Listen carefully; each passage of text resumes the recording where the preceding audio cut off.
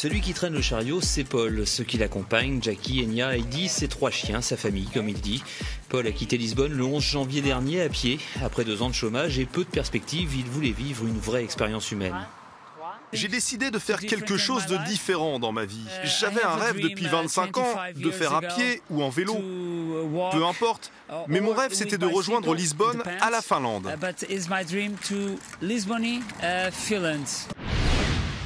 Il nous arrivait de traverser des troupeaux et d'être pris en chasse par une vache.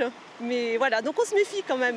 Pour que la rencontre avec les animaux reste un bon souvenir, les promeneurs sont appelés à la prudence. Sur ce sentier, les marcheurs connaissent les consignes de sécurité.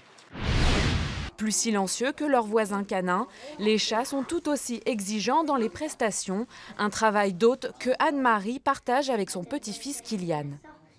Sors, allez, biscotto. Voilà.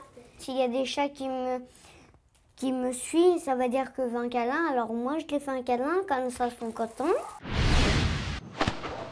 Une gerbe d'eau de mer en guise d'ultime bravade.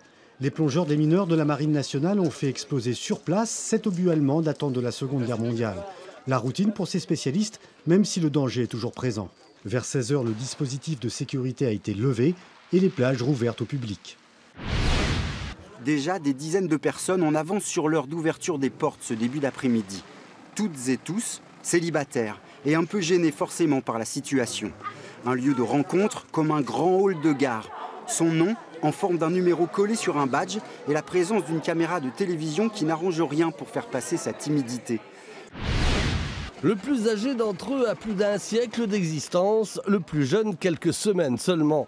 Ils sont plus d'une centaine à parader devant les passionnés du genre, même si évidemment les ancêtres ont plus de mal à démarrer, mais il paraît que c'est la faute du temps.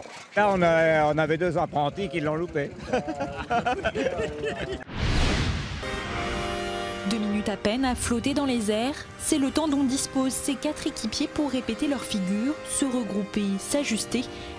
Saut après saut, l'équipe de séquence à 4 travaille sans relâche pour grignoter de précieuses secondes et viser la perfection. Il faudrait qu'on passe un petit peu plus près pour toujours viser le top, quoi.